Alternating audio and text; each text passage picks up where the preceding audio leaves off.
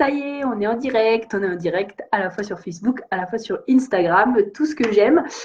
J'espère que vous allez bien, que vous avez la forme. Bon, je vous retrouve dans le décor rose. Voilà. Donc, je sais que la luminosité est pas excellente, mais bon, j'ai fait en sorte de pouvoir mettre de la lumière un peu là-bas pour que vous puissiez mieux me voir. Salut Aurore, j'espère que tu vas bien. N'hésitez pas à me faire un coucou quand vous me rejoignez ici. Je ne sais pas si je pourrais voir tous les commentaires parce que des fois ça bloque, mais en tout cas, j'espère que je pourrai les voir. Ça me fait trop plaisir de vous retrouver en live, notamment sur Facebook parce que ça fait très longtemps que je ne vous ai pas fait de live. En général, je fais surtout des lives dans le groupe des Business Queens. Et c'est vrai que j'ai plus fait trop de live sur Facebook depuis un sacré moment. Oui, alors ça se peut aussi que ça bloque un peu parce que la Wi-Fi ici, avec les murs en béton, des fois ça passe pas très bien. Mais voilà, salut Isa, j'espère que tu vas bien. Donc je suis très ravie. Aujourd'hui, j'avais plusieurs choses à vous partager, que vraiment j'avais envie de vous partager, puisque c'est ce que je suis en train d'expérimenter. Oui, voilà, d'expérimenter en ce moment. Salut Josépha, j'espère que ça va. C'est ce que je suis en train d'expérimenter en ce moment et j'avais vraiment envie de vous partager ça parce que finalement, je me dis que peut-être que c'est vous aussi, vous avez peut-être besoin de ça en ce moment et que vous êtes en train peut-être de vouloir mettre des mots sur ce que vous expérimentez en ce moment. Et du coup, je me suis dit que peut-être ça vous aiderait.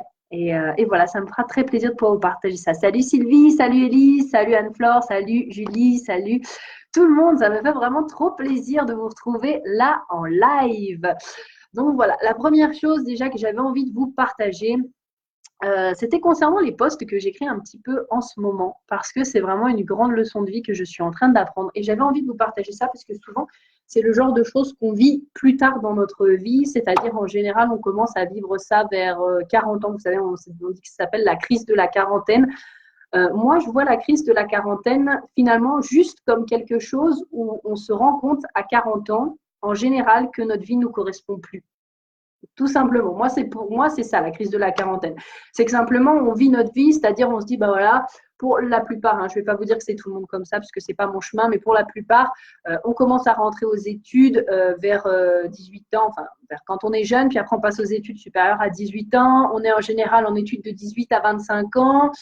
Pour la plupart, ils font des études, chose parce qu'ils vont faire des études, mais ils ne savent pas vraiment pourquoi, parce qu'ils n'expérimentent pas assez, ou alors parce que leurs parents leur disent de faire ça, ou alors ils ne savent pas où ils veulent aller, donc ils se jettent dans un truc que finalement ils n'aiment pas forcément. Il y a beaucoup de gens que je rencontre au quotidien et qui me disent ouais, bah, j'ai fait ça parce que je ne savais pas quoi faire d'autre, ou parce que voilà, je voulais faire autre chose, mais mes parents m'ont dit que, etc. Et donc finalement, ils se retrouvent à 25 ans voilà, à finir les études. Ensuite, on rentre dans la vie active pour la plupart des gens, de 25 ans jusqu'à 30 ans. Puis après vient le moment où on fait une famille, puis après, etc., jusqu'à 40 ans, où là, à 40 ans, on va se dire, ok, mais en fait, putain, ma vie, c'est quoi? Mais ma vie, c'est de la merde, en fait. Et là, il y a ce qu'on appelle la crise de la quarantaine. Pour moi, c'est vraiment comme ça que je vois la crise de la quarantaine.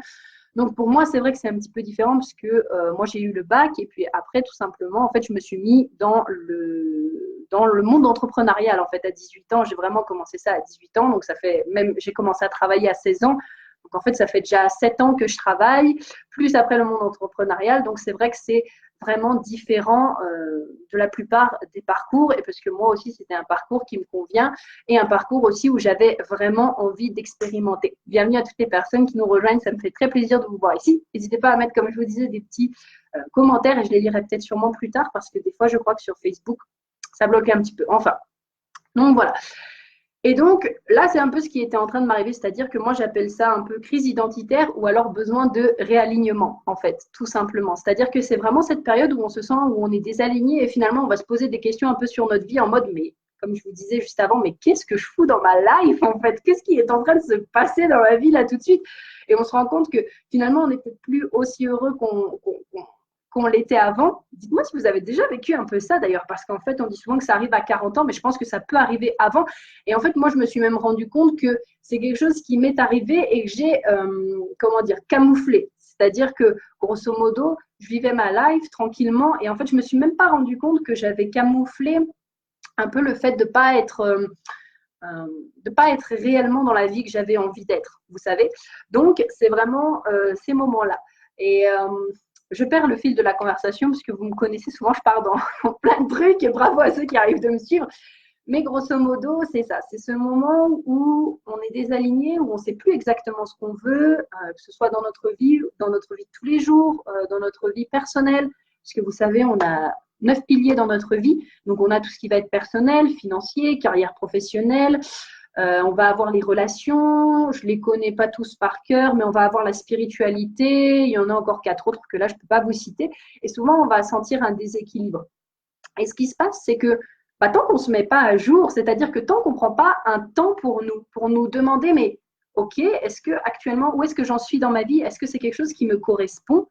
Finalement, ce qui se passe, c'est qu'on continue à avancer dans la vie jusqu'à un point où finalement on arrive et que là, on pète un câble carrément parce qu'on se dit, mais putain, en fait, c'est pas du tout ce que je voulais. J'ai couru après des trucs que j'avais pas envie. Ou alors que finalement, je continue de courir après une vie que j'ai pas envie, puis finalement, je suis passée à côté de certaines choses, puis finalement, etc., etc. Et c'est là qu'on rentre justement dans la crise identitaire ou voilà, la crise que les gens appellent en général la quarantaine, mais que du coup, on peut vivre bien avant. Et moi, c'est un peu là ce que j'ai vécu, en fait, parce que je me suis rendu compte que je bossais, mais vraiment énormément, puisque vous savez à quel point moi, j'aime vous apporter du contenu, j'aime vous apporter des choses, j'aime créer aussi des choses. Et donc, je bossais mais énormément. C'est-à-dire que pendant un petit moment, vous le saviez, pour ceux qui savent, mais j'étais à Lisbonne. Donc, du coup, à Lisbonne, j'ai eu la chance d'avoir pour la plupart du temps des horaires de nuit où, du coup, je travaillais de 15h à minuit. Et en fait, le matin, je me levais vers 8h30, 9h. Donc, de 9h jusqu'à 14h, j'avançais sur mes projets. Donc, c'est vrai que pendant un très long moment, j'ai bossé comme ça. Et même là, en revenant près de Lisbonne, j'ai vraiment mis toute mon énergie à travailler, que ce soit sur moi et à travailler sur mon entreprise. Alors qu'en fait, on a remarqué avec ma coach que finalement, moi, je ne suis pas du tout ce genre de personne-là. C'est-à-dire que moi, je suis le type de personne, comme je vous avais fait dans une publication récemment, qui adore s'amuser, qui adore s'émerveiller, qui adore partir à l'aventure, qui théoriquement n'a pas besoin de travailler beaucoup, dans le sens où moi, je suis quelqu'un, j'ai un type de personnalité qui va faire que même si je ne travaille pas beaucoup, je trouve très rapidement les trucs pour être très efficace rapidement. Donc, ce qu'une personne en général va faire en une demi-journée, moi, je vais le faire en 2 heures, 1 heure. Donc, grosso modo, je suis plus efficace en travaillant entre 2 à 5 heures par jour que si je travaille toute la journée. Sauf que ça, je m'étais complètement oubliée. Et si je vous partage ça, c'est pour que vous puissiez déjà partir à la découverte de vous-même. Parce que souvent, on va suivre ce que nous dit la société. C'est-à-dire que voilà, la société nous enseigne qu'il faut avoir un job 9 to 5. C'est comme ça qu'on dit en anglais. Donc, 9 to 5, c'est un job de 9 à 5, en gros. Donc, en France, c'est même peut-être plutôt de 9 à 18, 19 pour la plupart des personnes. On nous enseigne que c'est ça la réussite, qu'il faut passer des études, qu'il faut ensuite avoir un job, qu'il faut fonder sa famille, qu'il faut, etc. Mais finalement, on ne se demande pas si c'est réellement ce qu'on a envie et si c'est réellement quelque chose qui correspond à notre type et à qui nous sommes. Alors, je vais juste prendre un instant pour répondre aux commentaires. Alors, on me dit, je pense que les jeunes, ces dernières années, n'ont plus les mêmes mentalités. J'ai l'impression que tout va plus vite et avec les problèmes de chômage, etc., il y a un besoin de sécurité qui fait qu'on se remet plus en question. Je ne sais pas si c'est clair. Excellent. J'adore beaucoup. Alors, je ne pense pas du tout qu'il y ait de problème de chômage. Je pense qu'en France, c'est que simplement les gens ne veulent plus aller travailler pour la simple et bonne raison. Là, je vous donne mon opinion personnelle. Mais qu'en France, pour moi, on est trop désassistés. Donc, grosso modo, on a des aides pour tout. Ça va peut-être choquer un peu les gens, mais bon, moi, c'est clairement ce que je pense. Quand on voyage, on se rend compte de ça. On a des aides pour tout. Et en fait, les gens sont tellement assistés pour tout qu'en fait, ils gagnent plus à rester à la maison. Donc, je ne vois pas pourquoi ils iraient travailler. Et dans un sens, moi, je les comprends aussi. Pourquoi est-ce qu'ils iraient se casser le cul à sortir de chez eux et à travailler alors qu'ils peuvent avoir autant chez eux? Donc, grosso modo, pour moi, il n'y a pas de problème de chômage parce que partout, je vois des demandes pour du travail. C'est-à-dire que là, j'ai été en Bretagne chez mon meilleur ami. Franchement, la vérité, on descendait dans sa rue. C'est-à-dire qu'on descendait de chez lui dans sa rue. Il y avait 3 demandes pour du travail. Donc, le chômage, je ne sais pas où il est, mais il n'est pas en France. En tout cas, c'est juste que les gens n'ont pas envie de travailler parce qu'il y a trop d'aides. Et quand je vous dis ça parce que c'est vraiment quelque chose que j'ai regardé, dans le sens où quand on voyage, comme je vous dis, c'est vraiment quelque chose dont on se rend compte. En France, on est hyper privilégié. Et ça, beaucoup de gens ne s'en rendent pas compte. J'en parlais en plus avec une infirmière tout à l'heure, parce que j'ai été à l'hôpital pour faire des tests. Rien de grave, hein, tout va bien. Mais on en parlait et en fait, je vous prends un exemple. Mais aux USA, par exemple, la sécurité sociale aux USA, hein, ça je tiens à vous le dire, c'est 1400 euros. Et rien n'est couvert en fait. 1400 euros par mois, hein, ça je tiens à vous le dire, c'est 1400 euros par mois pour être couvert, même pas je pense d'un quart que ce qu'en France on est couvert. Donc je ne sais pas si vous vous rendez compte à quel point en France on a de la chance. Je ne sais pas si vous vous en rendez compte. Hier je regardais un reportage sur le Japon. Le mec, il était tout content de dire oui, ben voilà, alors on a le droit de prendre 5 jours en été, on a le droit de prendre 5 jours en hiver, puis parfois on a aussi quelques congés qu'on peut rajouter par-ci par-là, donc on a le droit à peu près à 20 jours par an. Les mecs au Japon n'ont même pas 3 semaines, ils ont 20 jours. 20 jours. Enfin, je ne sais pas si vous vous rendez compte en France à quel point on est privilégié de pouvoir réellement avoir une vie aussi cosy qu'on a, aussi confortable, aussi cosy, aussi belle qu'on a en France.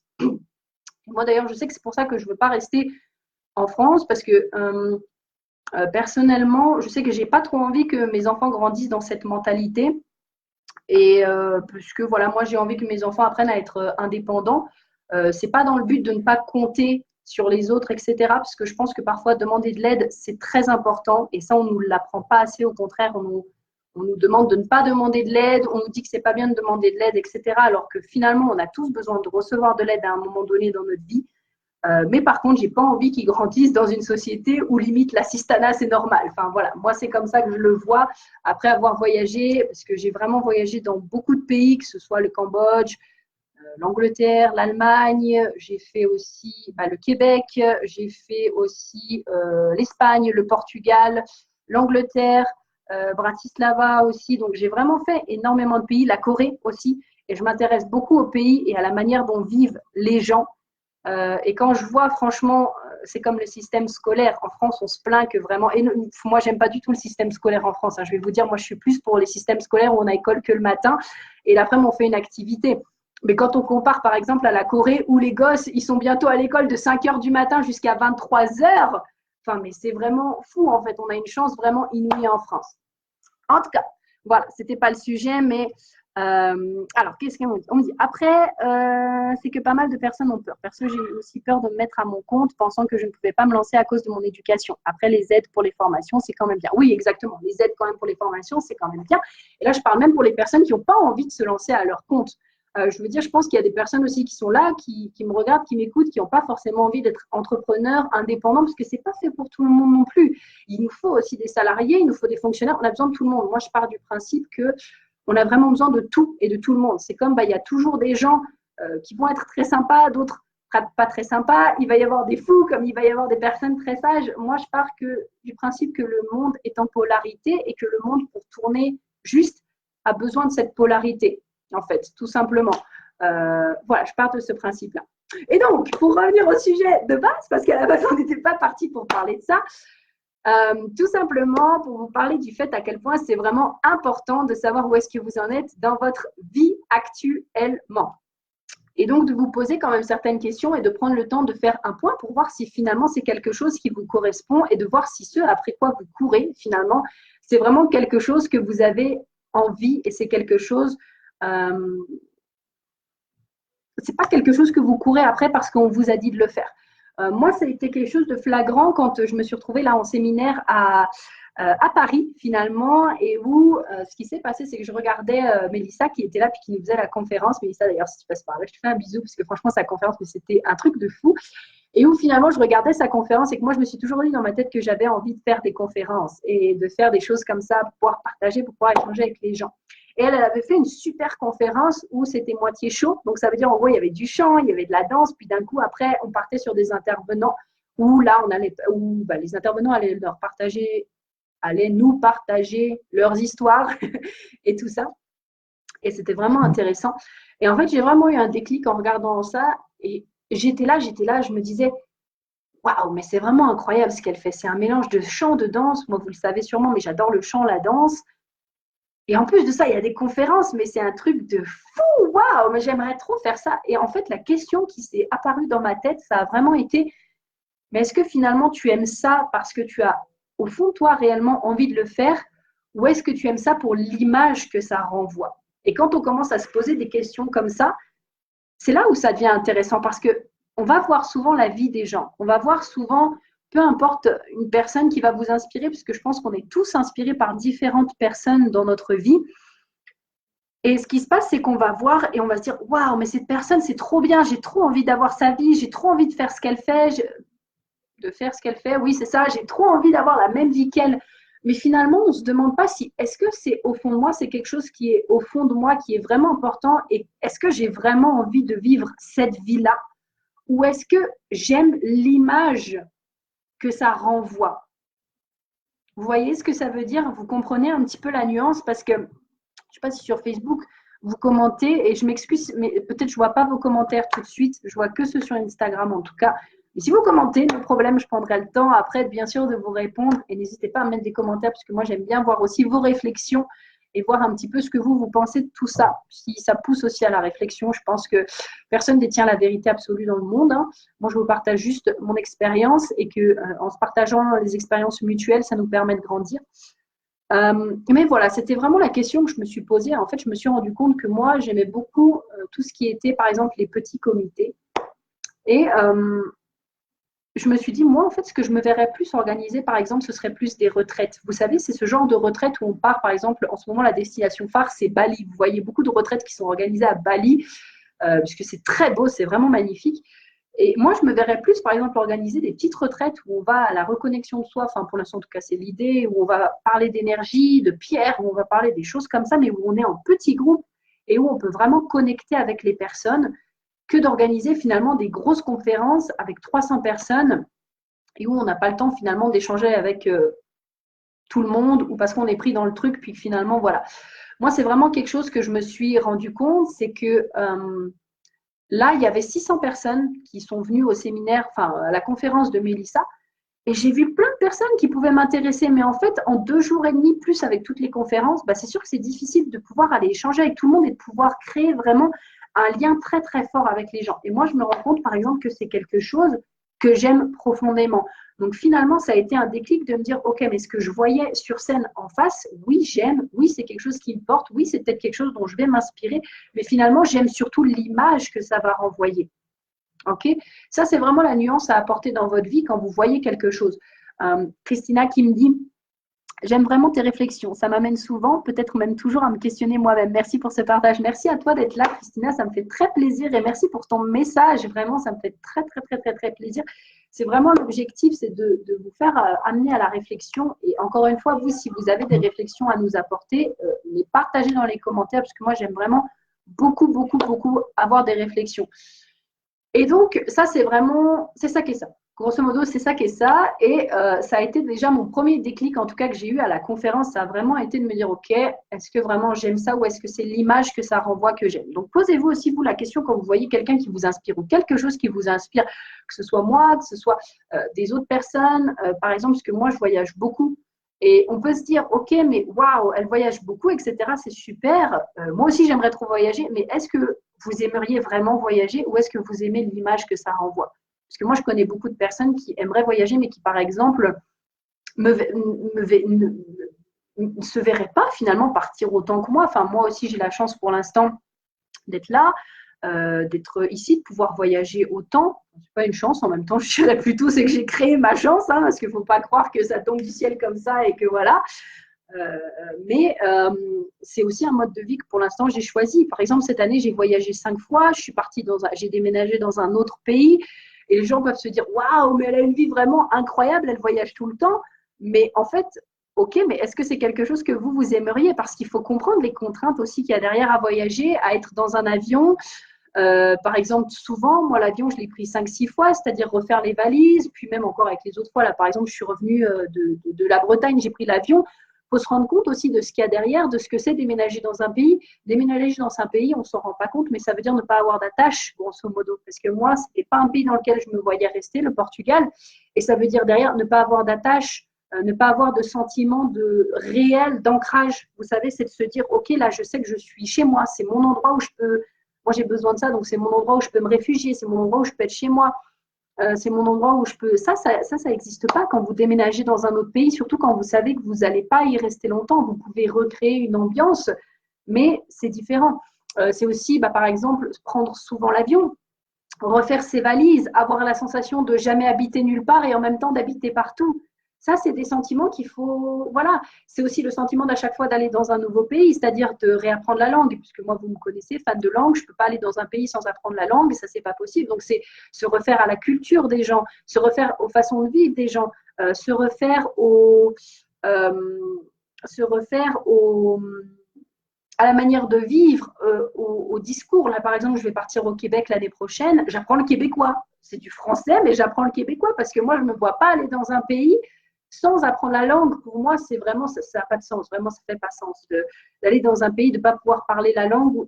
Et surtout, pour moi, c'est vraiment une manière de pouvoir connecter avec les gens. Vous voyez, c'est comme si vous venez, c'est comme si un étranger vient chez vous, donc en France, chez nous, en France, et qui parle anglais. Vous voyez ce que je veux dire? Ça ne fait pas la même résonance que s'il essaye de parler français. Bon, les Français vont avoir tendance à se foutre de la gueule des gens. Hein, ça, après, c'est les Français. Moi, ça, je ne comprends toujours pas cette mentalité. Parce qu'ils font un effort de parler. Je pense que beaucoup ne savent pas ce que c'est de vraiment apprendre à parler une langue et de se donner les moyens de parler une langue. Ça, c'est un autre sujet de discussion. Mais en tout cas, ça ne touchera pas votre cœur de la même manière si la personne vous parle en anglais ou si elle vous parle en français. Donc, pour moi, c'est logique. Ça, il faut y penser à tout ce genre, à tous ces genres de contraintes, à toutes… Oh, Franck qui me dit, t'es belle, ma vraie frère. Merci, Francky. Et JC qui me dit, nous devons nous voir pour échanger. Exactement, mon JC, on va bientôt se voir pour échanger. Oh, Francky, je t'envoie des bisous aussi. Ça me fait trop plaisir de t'avoir ici. Donc, voilà, c'est aussi tout plein de contraintes auxquelles il faut penser. Et c'est pareil pour toutes les vies que vous pouvez envier, en fait. C'est vraiment pour ça. Une personne qui a peut-être beaucoup d'argent, une personne qui a une belle maison, une personne qui a une super place, je ne sais pas, mais tout ça, ça engendre des responsabilités derrière que finalement, certes, avec nos yeux, on voit et qu'on se dit « waouh, mais c'est formidable », mais peut-être derrière, finalement, ce n'est pas ce qu'on a envie vraiment et que c'est simplement l'image que ça envoie. Ça, c'était ma première réflexion. Et oui, 22 minutes de direct pour vous dire que c'était ma première réflexion. J'espère que vous êtes accrochés. Ma deuxième réflexion, c'est que quand je suis allée en Bretagne, Amo, salut moi Amo, j'espère que tu vas bien. La deuxième réflexion, c'est que quand je suis allée en Bretagne, désolée au fait pour le bordel derrière, c'est mes bouquins, vous voyez pas mes bouquins, je vais vous faire une petite regarde. Il y a tous mes bouquins là-bas. Voilà, c'est ma chambre, hein, au passage, vous ne l'avez pas vu. Mais voilà. Donc la deuxième réflexion que j'ai eue, ça a été vraiment de me dire, ça a été par rapport à mon post d'hier de la différence entre faire, avoir et l'être. Vous savez, souvent, on est tellement pris dans le tumulte de la vie qu'on ne sait même plus ce que c'est être. Alors, être, c'est quoi? Être, c'est simplement être là. Être, c'est être présent. Être, c'est juste être, en fait, exister. S'autoriser à être là, à être présent, à écouter, à être connecté, par exemple, au son que j'entends.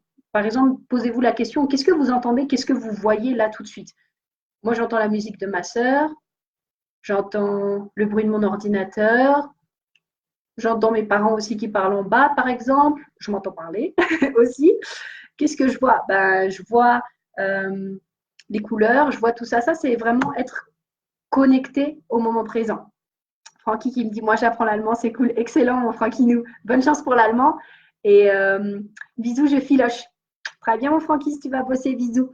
Donc voilà, tout ça, c'est être connecté donc au moment présent et s'autoriser à être. Et ça, c'est quelque chose que j'ai redécouvert parce que comme je vous disais juste avant dans le live, ces derniers temps, je bossais beaucoup. Mais quand je vous disais que je bossais beaucoup, c'était vraiment je bossais beaucoup alors que je n'ai pas du tout un type de personnalité à bosser beaucoup.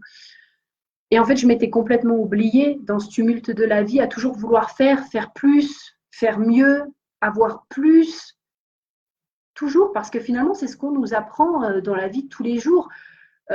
Société de consommation oblige, on vous apprend à travailler plus pour finalement courir après des objets matériels. Peut-être qu'il y a des personnes qui aiment vraiment le matériel et pour ça, moi, je respecte aussi. Vous savez que je suis ouverte d'esprit, donc je porte aucun jugement là-dessus.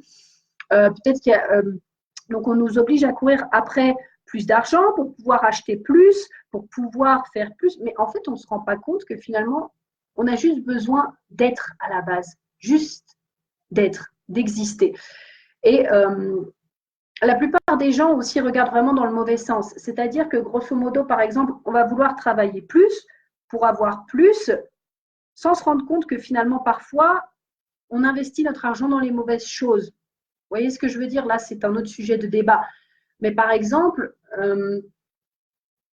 toutes les réponses vont être à l'intérieur. Souvent, on veut aller chercher le bonheur à l'extérieur. On croit qu'un nouveau téléphone, une nouvelle voiture, une nouvelle maison, un truc dernier cri ou un truc, je ne sais pas, va nous apporter le bonheur et on veut aller chercher la solution à l'extérieur de nous. Parce que c'est ce qu'on nous apprend aussi depuis qu'on est petit. On ne nous a jamais appris à nous dire, OK, mais regarde à l'intérieur de toi, tu vas avoir les réponses. Apprends à t'écouter, tu vas avoir les réponses. Ça, on ne nous a jamais appris finalement. Mais ce n'est pas quelque chose d'extérieur qui va vous apporter plus de bonheur. C'est pas quelque chose. Non, c'est pas quelque chose d'extérieur. Ça va venir de l'intérieur. C'est un sentiment que vous devez apprendre à créer à l'intérieur de vous. Parce que sinon, ça veut dire qu'à chaque fois que vous allez avoir quelque chose qui va venir dans votre vie vous perturber ou que finalement vous allez vous rendre compte que les choses que vous avez achetées qui étaient neuves maintenant commencent à prendre de la vieillesse, finalement vous n'allez plus être heureux et qu'est-ce que vous allez vouloir faire? Vous allez vouloir encore plus. Vous voyez, on est encore dans le faire plus, avoir plus. Mais en fait, le plus important, c'est d'être. Et moi encore, je suis sur ce chemin-là, c'est-à-dire que je vous partage ça en toute humilité, parce que moi, j'ai redécouvert ça juste là en allant en Bretagne. Et je sais que c'est un travail de tous les jours à faire, parce que c'est pas facile aussi quand on est tout le temps dans cette vie, à courir partout, de se dire que, en fait, parfois, il suffit simplement d'être et de regarder à l'intérieur ce que nous, on a envie. Souvent, il faut savoir aussi que, par exemple, de la surconsommation, ce que ça signifie. Une personne, par exemple, qui va surconsommer, qui va surmanger, alors attendez, on va être dans les sûrs, mais qui va beaucoup manger, ou beaucoup fumer, ou beaucoup boire de l'alcool, ou se droguer, ou beaucoup avoir de relations sexuelles, etc., c'est que derrière, ça cache aussi un vice, entre guillemets, pas un vice, non, c'est pas le mot, c'est que ça cache un besoin intérieur qui n'est pas comblé.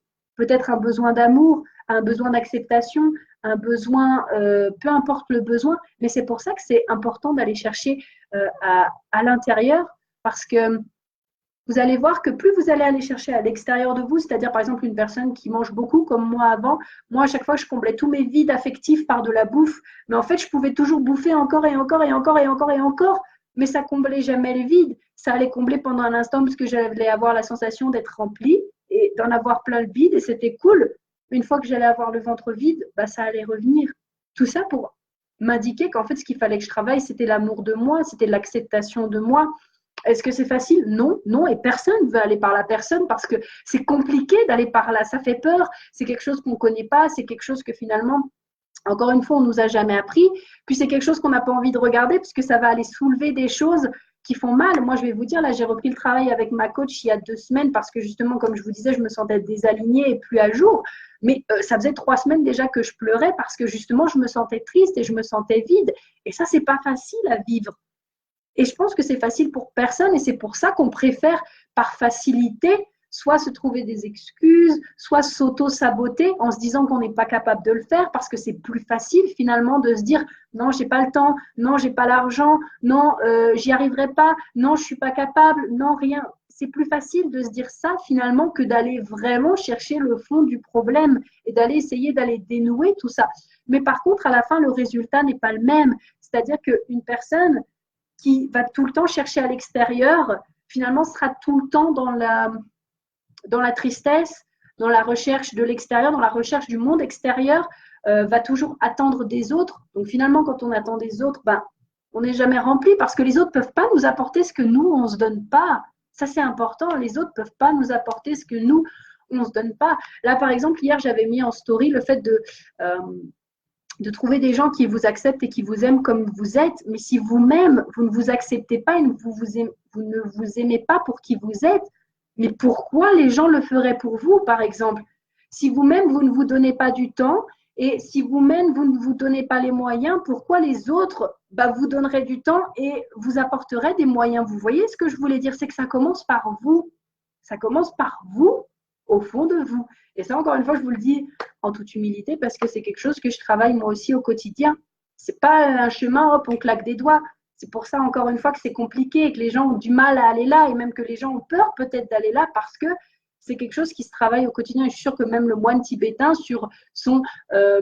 dans son temple, qui travaille à méditer toute la journée, en fait, lui aussi, il a besoin de faire ça, il a besoin de faire son travail intérieur à tous les jours. Voilà, tout ça pour vous dire que oui, c'est pas facile, mais par contre, le résultat à la fin n'est pas le même parce que quand on commence à aller voir son monde intérieur et qu'on commence à travailler ce qu'il y a à l'intérieur de nous et nos difficultés, nos peurs, nos blocages, nos croyances limitantes. Quand on commence à aller travailler ça à l'intérieur et qu'on commence à y faire face, à regarder droit dans les yeux, là, comme ça, et à dire non, mais c'est bon, tu n'auras plus d'emprise sur moi. Certes, c'est difficile, certes, on prend la responsabilité, mais par contre, le résultat à la fin, c'est la liberté. C'est vraiment la liberté de se dire que ben, c'est plus cette chose-là qui nous contrôle finalement, parce que c'est nous qui avons repris le contrôle de notre vie. J'espère que pour tout le monde, là, pour l'instant, c'est clair. Alors, c'est pas simple quand on n'a pas confiance en nous. Travailler sur nous, je suis OK, mais le soutien des autres est très important. Oui, bah, c'est pour ça que moi, par exemple, j'ai une coach, parce que le fait d'avoir une coach, en fait, ça aide énormément. Et encore une fois, quand on dit ce n'est pas simple quand on n'a pas confiance en nous, alors moi, ça c'est quelque chose que j'ai appris, donc je le dis encore une fois en toute humilité, mais qui décide que tu n'as pas confiance en toi? C'est toi. À un moment donné, tu peux te dire, OK, je ne sais pas encore comment je vais le faire, mais déjà, je pose l'intention d'avoir confiance en moi. Quand j'ai commencé, moi, mon cheminement, il y a maintenant 5 ans, c'est sûr que je n'étais pas la personne là qui était capable de vous faire des lives. Maintenant, je m'en fous, je ne suis pas maquillée. La seule chose que j'ai là, c'est merci au travail de MJ, mes magnifiques fossiles qui me permettent d'être à peu près potable. Mais bon, je ne les aurais pas, je vous aurais fait le live quand même, je m'en fous. Mais il y a 5 ans, pour moi, ça aurait été pas possible de vous faire un live comme ça, de vous parler, de vous partager. Parce que justement, je pensais et j'avais des cheminements de pensée qui me disaient que j'étais pas assez bien, que j'étais pas capable de le faire, que c'était pas possible pour moi. Mais qui est-ce aussi qui décide de garder ses croyances ancrées en soi, dans le fond? C'était moi-même. C'était moi qui continuais de décider de croire que je n'étais pas capable, que je n'avais pas confiance, que je n'étais pas assez aimée, que je n'étais pas assez bien. Là, on dérive sur aussi autre chose, mais c'est ça, quand vous avez des croyances limitantes et que vous commencez à vous dire, OK, mais non, j'ai pas confiance en moi, puis de toute façon, je suis pas aimée, puis de toute façon, je suis pas assez bien, puis de toute façon, les gens écouteront jamais ce que j'ai à dire, puis de toute façon, je suis pas assez intéressante ou intéressant, puis de toute façon, je deviendrai jamais ça, ok, mais à la fin de la journée, qui décide de ça? Est-ce que c'est vos parents? Est-ce que c'est vos frères et sœurs? Est-ce que c'est vos cousins? Est-ce que c'est vos profs à l'école? Est-ce que c'est votre patron qui décide de ça? Non, en fait, c'est vous. C'est vous, à la fin, qui décidez de croire que finalement, vous êtes comme ça et qui gardez ces cheminements de croyances limitantes. C'est pas personne qui vous met, comme je dis souvent, j'aime bien dire cette expression, mais c'est pas personne qui vous met le couteau sous la gorge et qui vous dit tu as intérêt à croire cette croyance que tu n'as pas confiance en toi parce que sinon je te tranche la gorge. Mais pas personne fait ça, on s'entend. La seule personne qui vous met le couteau sous la gorge, c'est vous-même en fait, tout simplement. Encore une fois, je vous dis ça avec humilité, puisque moi-même, il y a des fois où je le fais encore, où je me dis que c'est pas possible, etc. Mais j'ai déjà appris à m'observer, à identifier et à accepter que, ok, c'était là. Mais par contre, après, ce qui est important, c'est de mettre en place les actions pour justement initier un changement. Et c'est là où justement, par exemple, un coach, un mentor, une personne qui vous inspire, j'en sais rien, une énergéticienne, un psychologue, un psychiatre, peu importe, la personne va vous aider parce que oui, parfois, surtout quand on commence, moi ça a été mon cas quand j'ai commencé il y a 5 ans, on parle de certaines choses, mais on ne sait pas comment s'y prendre et c'est normal. C'est comme si à un moment donné, moi par exemple, je suis zéro en maths. Hein. Moi, je suis vraiment zéro en maths. On me mettait une feuille de mathématiques et qu'on me disait, vas-y, résous-moi cette équation, alors qu'on m'a jamais appris à résoudre une équation. Je vais regarder la feuille, je vais faire, ok, très bien. Alors déjà, je suis nulle en maths, mais en plus, ça aussi, c'est moi par exemple qui décide de croire que je suis nulle en maths. Vous voyez ce que je veux dire? Encore une fois, c'est une décision que j'ai prise. Peut-être je voulais pas faire des maths, ou peut-être je voulais pas être scientifique, j'en sais rien, mais c'est une décision que j'ai prise. Je crois que j'étais nulle en maths. En tout cas, c'est ça, c'est que tant que vous n'avez pas les outils et tant qu'on ne vous apprend pas aussi à le faire, oui, c'est sûr que c'est difficile parce qu'on ne sait pas par où commencer, on ne sait pas par où s'y prendre. Moi, c'est comme ça aussi que j'ai démarré, comme je vous disais, il y a 5 ans. Je me souviens, quand j'ai commencé justement en MLM, mes activités d'entrepreneur, parce que c'est là qu'a commencé mon chemin d'entrepreneuse, c'était dans le MLM à ce moment-là. Et j'avais mon coach qui était là, puis qui m'aidait. Par exemple, il disait, mais ok, watch out, comment on traduit ça en français? Pourtant, il me parlait en français, mais il disait, attention à ton attitude, par exemple. Ou il faut que tu aies plus confiance en toi, justement. Ok, j'étais là, ok, mais ça veut dire quoi, attitude? Ok, comment est-ce qu'on change son attitude? Comment est-ce qu'on fait ça? Puis alors moi, je suis quelqu'un qui questionne beaucoup, hein, je ne sais pas vous, mais moi, je pose des questions pour tout. Tout, tout, tout, tout, tout. Il faut que ce soit questionné, il faut que j'ai réponse. Je suis un type questionnaire en même temps. Hein. Voilà, dans les types de personnalités, je suis questionneur. Donc forcément, moi, j'aime savoir le pourquoi du comment, sinon je n'agis pas. C'est comme ça. Voilà pourquoi ça aide d'ailleurs les tests de personnalité. Je passe du coq à l'âne comme d'hab, mais les tests de personnalité, c'est pour ça que ça vous aide, les amis. C'est parce que parfois, ça va vous aider à mettre des mots. Je ne dis pas que tout est vrai dans les tests de personnalité, puisque forcément, les questions sont un peu posées au hasard, mais par contre, ça va vraiment vous aider à orienter et à voir un peu mieux quel type de personnalité vous avez. Au passage, je parle aussi pour mes dessins, et comme tu me l'as dit en message, on me dit que je ne suis pas capable. Oui, c'est exactement ça. C'est que la seule personne qui décide, comme on dit qu'on n'est pas capable, c'est nous-mêmes. Qu'est-ce que je vous disais? Je ne sais plus. Bref, voilà, je vous parlais que je posais plein de questions et que voilà. Donc, qu'est-ce que ça voulait dire attitude? Pour moi, ça ne voulait rien dire. Qu'est-ce que ça voulait dire avoir plus confiance en soi? C'est sûr que quand on ne sait pas du tout quels sont les outils, comme quand on résout une équation, parce qu'il faut savoir qu'à un moment donné, il y a des outils, il y a des étapes aussi pour pouvoir, par exemple, travailler sa confiance en soi, pour pouvoir travailler son estime de soi. Ça passe par exemple par le premier outil qui est de prendre la décision. Vous voyez ce que je veux dire? Ça, c'est un outil. Prendre la décision et même poser l'intention, je dirais, avant même de prendre la décision. Donc, poser l'intention de se dire, là, par exemple, je vais avoir plus confiance en moi. Je pose l'intention que je vais avoir plus confiance en moi. Et après, de décider que de toute façon, je n'ai pas le choix d'avoir confiance en moi. Ou je n'ai pas le choix de m'aimer. Vous voyez ce que je veux dire? C'est de changer la donne et de se dire que de toute façon, je n'ai pas le choix parce que c'est la décision que j'ai prise. Et vous savez bien que l'être humain, ou peut-être pas, mais vous savez bien que l'être humain, il est comme ça. Parce que quand il prend une décision, c'est comme une personne, on se demande parfois, tiens, elle a arrêté de fumer du jour au lendemain. Pourquoi? Parce que elle a pris une décision. Je regardais une nana là qui m'inspire beaucoup en ce moment sur YouTube, qui est super, qui parle de plantes, qui parle de vegan, de tout ça, vous savez, de la nutrition, etc. Oui, parce que la nouvelle Prudence s'est rendue compte qu'elle avait envie d'avoir un jardin chez elle, qu'elle avait envie de manger encore plus mieux par rapport aux animaux, etc. Bref, et de s'intéresser à la cuisine et de cuisiner. Et bien finalement, elle expliquait, un jour j'ai dit à mes amis que j'arrêtais de manger de la viande le lendemain et que je devenais vegan. Et elle disait, mais en fait, tous mes amis se sont foutus de ma gueule, mais finalement, elle n'a plus jamais remangé de viande. Pourquoi? Parce qu'elle avait pris la décision. Je ne vous dis pas qu'il faut devenir vegan, ok? Je ne vous dis pas ça, mais je vous dis que prendre une décision, c'est ce qui va faire la différence. Christina, qu'est-ce que tu me dis? Aurais-tu de bons tests de personnalité à nous référer? Oui, alors vous avez le test MBTI, donc vous pouvez, je pense, le trouver en français. Ça, c'est le test, donc il est super ce test parce que vraiment, c'est le test où il y a les 16 différentes personnalités, puis vous répondez aux questions, puis après, ça vous dit en fonction de votre personnalité. Donc celui-là, je l'avais fait longtemps, il y a longtemps, donc le MBTI. J'espère que vous pouvez le trouver en français. Moi, je l'ai fait. Oui, si, je l'ai fait en français. Sur le site, il est en français, sur le site officiel. Par contre, il y a une partie de la réponse qui est en anglais, c'est-à-dire que la première réponse va être en français, puis après, quand vous voulez cliquer par exemple sur weaknesses, etc., donc point fort, point faible, relationship, les relations, ça va commencer à être en anglais. Vous avez le test de l'énéagramme. L'énéagramme, j'adore, super aussi. Vous avez le test DISC, donc D-I-S-C. Donc ça, c'est le test pour les 4 différentes couleurs de personnalité. Vous avez le test de Four Tendencies. Donc ça, c'est les tests où moi, je vous ai dit que j'étais questionneur, c'est-à-dire que j'ai beaucoup besoin de poser des questions. Ça, c'est une amie qui m'en avait parlé. Donc, The Four Tendencies. Je vais vous noter. Attendez, où est-ce qu'il est mon clavier? Là. Oui, parce que j'ai un clavier portable, parce que mon clavier à moi ne marche plus. Je vais vous le noter là, en même temps que je vous l'écris.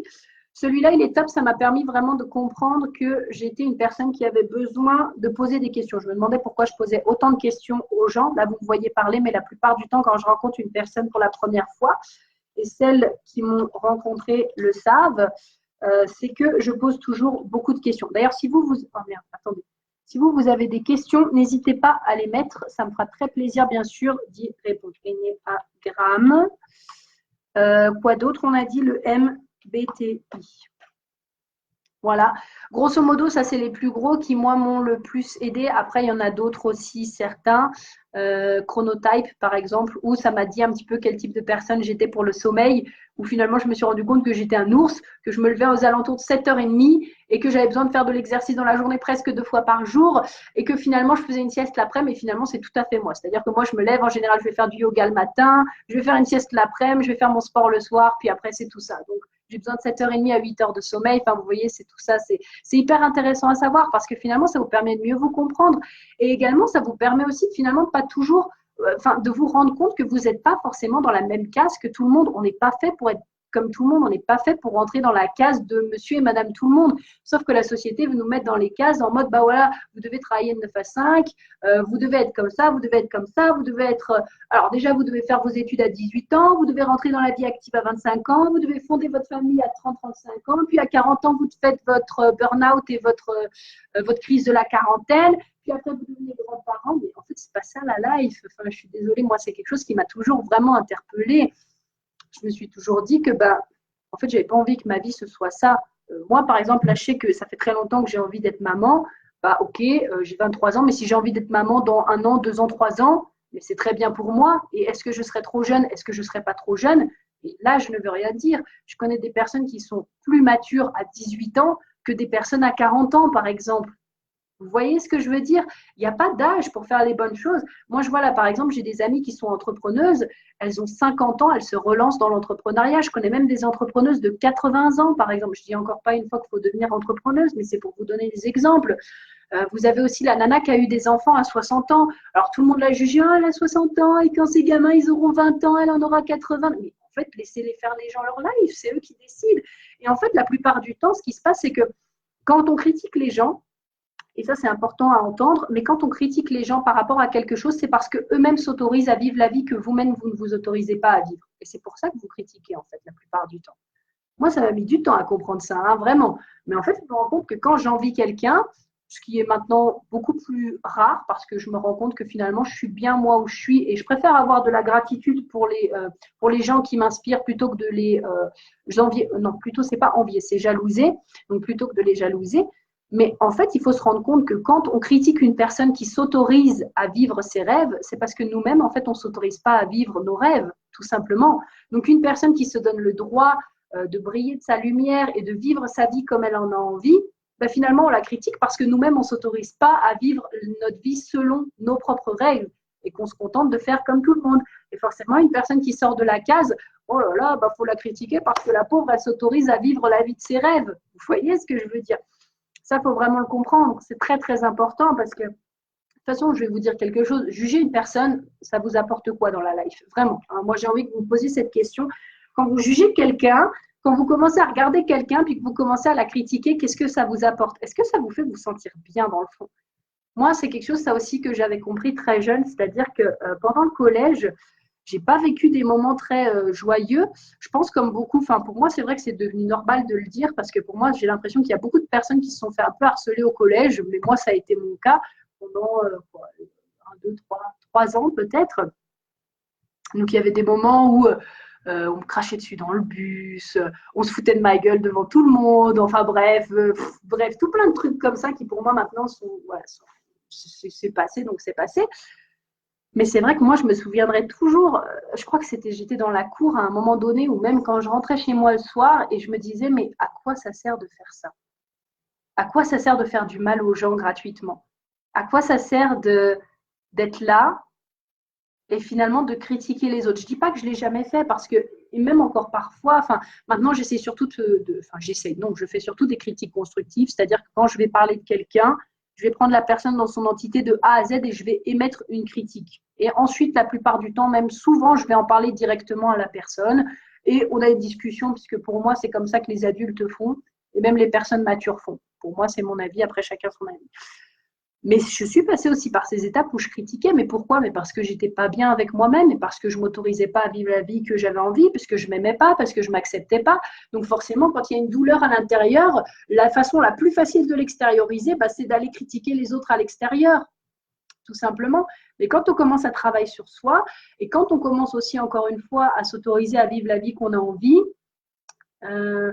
à se sentir mieux, oui, tout à fait, à se sentir mieux, finalement à s'accepter, à vivre la vie qu'on a envie, encore une fois. Mais en fait, on n'a plus besoin de regarder la vie des autres parce que la vie des autres nous convient. Et ça, c'est une mentalité quand même que j'ai beaucoup appris dans l'entrepreneuriat et je suis très heureuse d'être rentrée aussi dans l'entrepreneuriat pour toutes ces choses, moi, que ça m'a appris.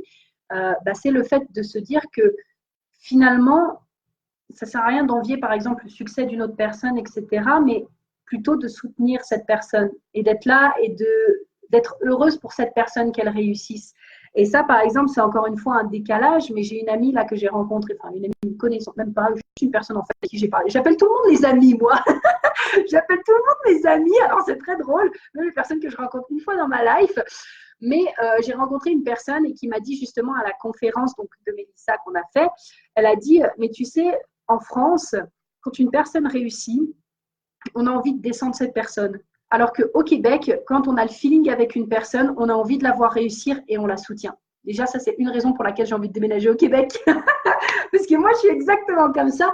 Moi, quand une personne réussit, moi, je marche beaucoup au feeling. Et c'est-à-dire que quand, par exemple, j'achète, j'en parlais ce matin avec une nana qui voulait faire avec Sylvie, si tu es toujours là, qui me posait des questions pour elle créer son produit et qui me disait, mais qu'est-ce qui te fait acheter les produits de quelqu'un? Est-ce que c'est une question de financement? Parce que vous savez, je l'avais fait un post, mais si vous ne le savez pas, moi, ça m'est déjà arrivé d'investir dans des formations qui coûtaient 2 000 €. Et ça encore, c'est vraiment basique parce qu'il y en a qui sont à 5 000, 10 000, il y en a même, ils se font payer le coaching à 1 million, hashtag Tony Robbins. Mais peut-être même c'est plus Tony Robbins, j'en sais rien. En plus de ça, il a une file d'attente incroyable. Mais ce que je veux vous dire par là, c'est que je me suis perdue dans ma conversation comme d'habitude.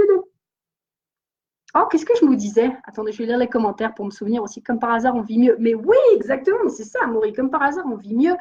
Alors, on me dit aussi, je ne comprends pas non plus. Oui, bah non, ça ne sert à rien en même temps. Critiquer, etc. Oui, ces personnes sont mal. J'ai vécu le harcèlement scolaire aussi, la manipulation, et c'est une expérience qui apprend beaucoup sur le monde. Oui, exactement, ça apprend beaucoup sur le monde et ça apprend aussi beaucoup sur le mode de fonctionnement. Aussi, quand on voit quelque chose qu'on n'a pas envie dans notre vie, ça nous permet de savoir ce que l'on veut créer dans notre vie.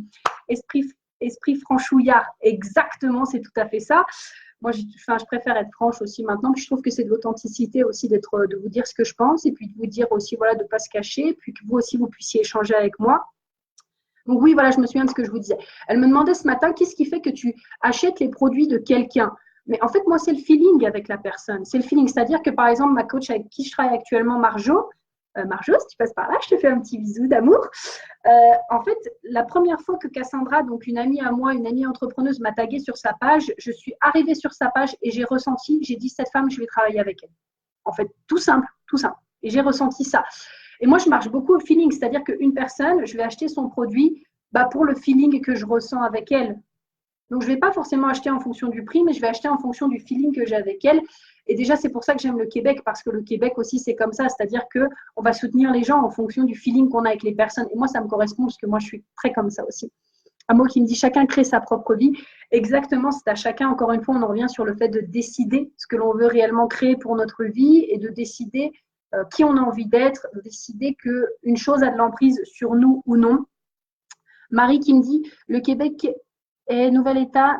Alors attends, le Québec est nouvel État et n'a pas toutes ces mémoires, toute cette histoire lourde qu'a la France. Oui, alors c'est très drôle d'ailleurs l'année dernière quand j'ai été au Québec, parce qu'on m'a même dit en géographie et en histoire au Québec, on n'apprend rien. Alors si Christina, c'était toujours là, dis-moi si c'est vrai ou pas, mais elle me dit à l'école, on n'apprend rien parce que le Québec n'a pas une grande histoire là-dessus. Mais mine de rien, Marie, il faut savoir que le Québec et donc le Canada fait quand même partie de ce qui s'est passé avec le christianisme quand il y a eu l'invasion des christianistes en Amérique avec les Indiens, etc. Donc, je ne sais pas si on peut dire qu'il n'y a pas d'histoire lourde, parce que quand même l'histoire qu'a l'Amérique et je me souviens que j'avais vu ça l'année dernière quand j'étais en relations internationales, ils sont quand même bien remontés. Donc, je crois que même ça touchait bien le Québec et le Canada, donc ce qu'on appelle le Québec et le Canada à l'heure actuelle. Ce qui fait que ces habitants ont bien souvent ces idées novatrices et sans jugement. Oui, et aussi, il faut savoir que au Québec, ne serait-ce qu'à Montréal, il y a beaucoup toutes les nationalités et là-bas, c'est très différent de la France, de ce que je vois. Bon, après, les Québécois sont quand même aussi très protecteurs, ce que je peux aussi comprendre. Mais il y a aussi beaucoup d'étrangers. Moi, je trouve ça formidable. Moi, j'adore voir une ville cosmopolite. Moi, je suis fan de ça, vraiment. Moi, je vais vous dire franchement, j'aime le cosmopolite parce que j'aime les cultures, j'aime les échanges. Et pour moi, c'est les humains qui ont décidé de mettre des frontières à leur pays, hein, on ne va pas se mentir, mais qui a décidé que la France c'était ce bout de machin-là, c'est les Français. Qui a décidé que la Russie c'était ce bout de machin-là, c'est les Russes. Qui a décidé que l'Amérique c'était ce bout de machin-là, c'est les Américains. Mais en fait, pour moi, on est tous, comme dirait dans le Roi Lion, nous sommes un. C'est vraiment ça pour moi. Pour moi, il n'y a pas de race, il n'y a pas de personnes plus hautes que les autres, il n'y a pas de personnes mieux que les autres en termes de gens, en fait. Pour moi, on est tous pareils, on est juste des humains. Et plutôt que de voir ça comme, c'est pas une contrainte, mais comme quelque chose de mauvais, qu'on ait par exemple pas la même couleur de peau, pas les mêmes yeux, pas les mêmes trucs. Moi, je vois ça plutôt comme une richesse de se dire, putain, là, je vais à Lisbonne et je vais pouvoir goûter un truc que j'ai jamais goûté de ma vie en France. Ou alors, là, je vais pouvoir parler une langue que je parle pas du tout en France. Ou alors, là, je vais pouvoir apprendre quelque chose de culturel qu'il n'y a pas en fait en France. Et moi, je trouve ça formidable. Je vois vraiment ça comme une richesse de pouvoir aller échanger, de pouvoir aller parler, de pouvoir partager quelque chose qui n'est pas comme moi, tout simplement. Moi, une personne en général qui n'est pas comme moi, je ne dis pas que ça se fait à chaque fois, mais par exemple, une personne qui justement va être dans les mathématiques, thème que je déteste, je ne vais pas dire, oh putain, lui, il est dans les mathématiques. Moi, je suis dans on peut dire le spirituel, beaucoup le spirituel, l'ésotérisme, les langues, etc. Ah, je le mets de côté parce qu'il n'est pas de la même race que moi, celui-là. Non, non, moi, je vais aller le voir, puis je vais lui demander qu'il me parle, en fait. Ok, parle-moi, qu'est-ce qui fait que tu es dans les maths? Pourquoi? Qu'est-ce qui t'intéresse? Qu'est-ce que tu aimes? Explique-moi un peu, puisque moi, je ne comprends rien. Pareil pour, j'en sais rien, mais pour tout type de personnes. Je pense que c'est pour ça aussi que j'aime tant apprendre les langues et tant m'intéresser aux cultures, puisque j'adore la richesse que ça apporte. J'y sais, toute ma vie fonctionne au feeling. Oui, pour moi aussi, une grosse partie maintenant, même presque tout. Je travaille à vraiment fonctionner au feeling. Des fois, c'est encore trop mon mental. Comme je vous dis, c'est un cheminement de la vie de tous les jours. Des fois, c'est encore trop mon mental. Mais je travaille vraiment à faire en sorte que mon feeling fonctionne. Par exemple, vous faire un live ce soir, c'était au feeling. Ce matin, je me suis dit, ce soir, je vais leur faire un live. Donc voilà, ça me fait plaisir. Christina, on a notre histoire, mais pas autant qu'en France. Vraiment pas palpitant. Merci pour ta réponse, Christina. Mais pourtant, tu vois, moi, je trouve ça hyper intéressant au Québec. Les amis, est-ce que vous saviez qu'au Québec, alors vous savez pourquoi tous les gros mots québécois viennent des mots religieux? Désolée, Christina, et dis-moi si ma prononciation est dégueulasse. Mais par exemple, tabarnak, hostie, calice, tout ça. Vous savez pourquoi ils utilisent des mots religieux? Parce qu'il y a eu l'oppression de l'Église dans les années, c'était quoi? Les années entre 40 et 60. Je ne veux pas vous dire de conneries, mais c'était entre 40 et 60. Et du coup, il y a tellement eu l'oppression que tous leurs gros mots au Québec, ça vient des mots religieux. Moi, j'étais trop contente d'apprendre ça. Ça m'a fait trop plaisir de me dire, ah, mais je comprends maintenant pourquoi. Et également, il y a une loi qui a été votée au Québec, ça aussi, si vous ne saviez pas, pour préserver la langue française. Et c'est d'ailleurs pour ça qu'au Canada, il y a ce qu'on appelle le Québec. D'ailleurs, le Québec n'est pas canadien. Hein. Enfin, en tout cas, moi, c'est comme ça que je le ressens des Québécois. Le Québec, c'est le Québec. Le Canada, c'est le Canada. Même si le Québec fait partie du Canada, ça fait beaucoup de mots Québec. Et donc, ils ont voté une loi pour pouvoir préserver la langue française parce que c'est le seul État du Canada où, justement, on parle français. Et moi, je trouve ça super intéressant d'apprendre ça. Ça, c'est la richesse. C'est vraiment cool. Et finalement, je trouve ça que ça fait partie de l'histoire du Québec. Et voilà, je trouve ça intéressant. Puis j'aime bien vous partager ça. Là, au diverge, comme d'habitude, puisque voilà, on parle de pas mal de trucs. Mais en tout cas, est-ce que vous avez peut-être des questions, des choses comme ça que vous voulez qu'on aborde? Ça fait déjà pas mal de temps que je pense. Ça fait bientôt 1 heure. Super. J'aime bien vous faire des lives comme ça pour vous donner des nouvelles. Et puis, en attendant de voir si vous avez des questions, parce que je pense aussi qu'on a un décalage. Quoi d'autre? Oui, bah là, le mois prochain, je vais déjà aller travailler au marché de Noël en Suisse. Donc, si vous voulez passer à la baraque à fondue à Genève, au Bastion, n'hésitez pas, ça me fera un plaisir. Peut-être je serai au bar comme l'année dernière. En fait, j'ai voulu refaire cette expérience parce que comme je déménage au Québec après, et ben, c'est quelque chose que j'avais vraiment aimé l'année dernière. Et puis bah, après, quand on déménage, c'est compliqué je ne vais pas revenir juste pour le mois de décembre pour pouvoir refaire ça. N'est-ce pas, on s'entend? Donc, du coup, j'avais vraiment envie de refaire ça. Puis, comme j'ai la chance d'être en face de la Suisse, eh ben, j'en profite. Donc, ça va être super de retrouver tout le monde, de retrouver Laurent, que vous aviez sûrement vu la dernière fois en story, que j'avais mis une publication avec lui. Et ça, franchement, ça va être cool. Puis après, je ne sais pas encore ce que je vais faire au mois de janvier parce que, comme je vous dis, je suis en réalignement par rapport à mon entreprise. Donc, comme je vous dis, moi, je préfère être aussi transparente avec vous. Là, je travaille avec les entrepreneuses et je crée des formations en ligne. Mais je me suis rendu compte beaucoup aussi que j'avais besoin de contact avec les gens. Donc, peut-être que ça va changer. Et je pense reprendre pendant un petit temps, juste un petit job à mi-temps pour pouvoir me permettre d'avoir ma petite sécurité tranquille et que ça me permet de pouvoir pouvoir tester. Ça, c'est quelque chose aussi que je vous encourage à faire, c'est de tester tout. Tout. C'est-à-dire jusqu'à ce que vous trouviez finalement ce que vous aimez. Moi aussi, je vous l'ai dit, dans mon type de personnalité, c'est est ça que j'aime faire, c'est-à-dire que j'aime tester, j'aime regarder à droite, à gauche. Même mon meilleur ami, encore là, quand on était là ensemble, il m'a dit, mais tu as toujours été comme ça, parce qu'on se connaît depuis 12 ans maintenant, donc ça fait très longtemps, très très longtemps.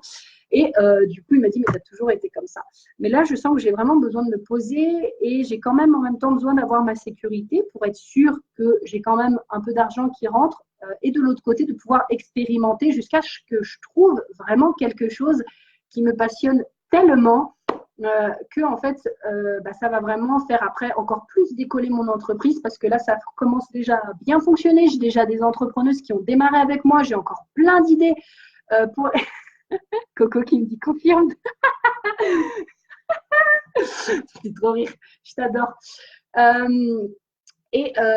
Donc, qu'est-ce que je vous disais? Oui, j'ai déjà encore plein d'idées pour travailler avec les entrepreneuses, pour faire pas mal de choses, etc. Puis, j'ai encore des idées qui me viennent, mais j'ai aussi besoin de pouvoir continuer d'expérimenter autre chose parce que c'est mon tempérament, en tout cas à l'heure actuelle. Et c'est comme ça que je vois la vie aussi, c'est que la vie est une exploration et se contenter simplement de faire un job parce qu'on ne savait pas par où partir et parce qu'on ne nous a pas encore assez encouragé à aller… Ah, ouais, j'arrive. Ah, c'est ma mère, elle m'appelle pour qu'on aille manger. Je vais pas tarder à y aller du coup, mais c'est d'être curieux dans la vie. Moi, je pense que ça, c'est vraiment une de mes grandes qualités. Ça a toujours été d'être très curieuse, de tout tester et justement peut-être parfois de trop tester. C'est pas pour rien que j'ai appris 10 langues. Hein. Enfin, je veux dire que j'ai envie d'en apprendre encore 2, 3, hein, on va pas se mentir, puisque voilà, j'aime beaucoup ça. C'est vraiment parce que être curieux, expérimenter, je suis passée, comme je vous disais, par le MLM, par l'entrepreneuriat, là où je me suis lancée. J'ai fait de la traduction, j'ai fait de l'interprétation, j'ai travaillé en magasin de vêtements, j'ai travaillé en sandwicherie, en restauration, j'ai travaillé dans plein de trucs, en fait. Mais parce que comme ça, c'est ça aussi qui permet de savoir finalement ce que vous aimez, ce que vous voulez, ce que vous ne voulez pas, ce que vous n'aimez pas. Mais si vous expérimentez pas, vous ne pouvez pas savoir. Et finalement, c'est pour ça, encore une fois, qu'on en revient à notre sujet du début, de la crise de la quarantaine.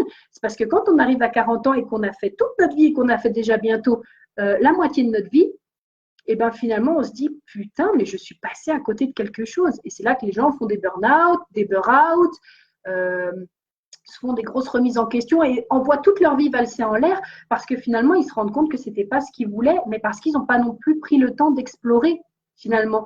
Un dernier exemple que je vais vous donner, puis après je vais y aller, mais alors, Christina qui me dit, c'est vrai que les gens ont une mentalité que Québec est son propre pays. Mais oui, tout à fait. C'est bien ce que j'ai ressenti, Christina. Alors, merci de me le confirmer. Je suis désolée, c'est comme les Hauts-Savoyards. Hein. Moi, je suis Haut-Savoyard. La Haute-Savoie, c'est un pays pour moi. Voilà.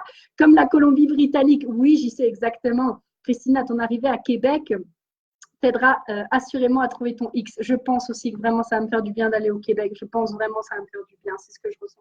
Et mon dernier exemple, c'était ça. C'était pendant longtemps, par exemple, je me suis dit que j'avais envie d'aller au Japon parce que le Japon, c'est le pays. Corentin qui me dit calme-toi. Il sait que je parle trop vite. Pour ça, il me dit de me calmer. La dernière fois, il m'a fait un vocal quand même où il m'a dit, prends le temps de respirer, hein, tu sais. Parce que je parle vraiment vite. Excusez si je parle vraiment vite, vous me dites. Et c'est vrai que je respire pas trop, mais bon, je suis comme ça aussi. Donc pendant longtemps, je me suis dit que le pays de mes rêves, c'était le Japon et que j'avais envie d'aller habiter au Japon. Et vraiment beaucoup. Le Japon, c'est mon pays de rêve. Il faut savoir que le Japon, c'est un super pays, mais c'est un pays aussi qui est très névrosé. Et souvent, quand on voit le bon côté des choses, on voit que le bon côté, on ne voit pas le mauvais côté. Moi, il faut savoir que j'ai vraiment une grosse tendance, quand j'aime quelque chose profondément, à voir tous les bons côtés, mais aussi à aller explorer les mauvais côtés. Et le Japon, c'est un pays comme la Corée, qui sont mes 2 pays, je dirais, préférés de tous les temps, qui sont des pays extrêmement formidables à mes yeux, mais extrêmement névrosés aussi sur plein de points. Mais ça ne m'empêche pas de les aimer de tout mon cœur. Et pendant longtemps, je me suis dit que j'aimerais aller au Japon. J'ai envie d'aller habiter au Japon, donc je n'ai encore pas été visiter le Japon, mais je vais y aller. Et je me suis dit, le jour où j'irai au Japon, ce sera quand j'aurai 10 000 euros ou même 5 000 euros et que j'irai faire le Japon de haut en bas et que vraiment, je pourrais profiter de tout ce que j'ai envie. Et pendant longtemps, j'ai eu envie d'habiter là-bas. Seule chose que je me suis rendu compte, c'est qu'en pensant par exemple à la manière là-bas de travailler et en allant justement dans les côtés les plus sombres du Japon, je me suis dit finalement que ce n'était pas ça que je voulais. Parce qu'il y avait beaucoup de contraintes de liberté. Et ma valeur principale, à moi, une de mes valeurs principales, c'est la liberté. Et donc que ça ne collerait pas avec finalement le Japon. Mais ça, je l'aurais pas su si j'avais pas été explorée, si j'avais pas fait d'autres pays. Le Québec, je suis tombée en amour avec le Québec l'année dernière quand j'y suis allée parce que les gens, quand tu rentres dans un magasin, ils te disent salut, ça va bien aujourd'hui, qu'est-ce qu'on prend? Moi, juste ça déjà, mais ça me rend mais trop joyeuse, quoi. C'est trop. Putain, il me reste 28 secondes sur Instagram. Ok, voilà, bref, tout ça pour vous dire ça. Bon, je pense que je vais arrêter ici le live, puisque de toute façon, Instagram me vire de mon live et que je vais aller manger. En tout cas, si vous avez des questions, il me fera très plaisir d'y répondre. Merci d'avoir été là pour ces 1 heure de live. Je vous aime très fort. Et en tout cas, je vous dis à très, très vite. Bisous tout le monde. Ciao. Hop, ici.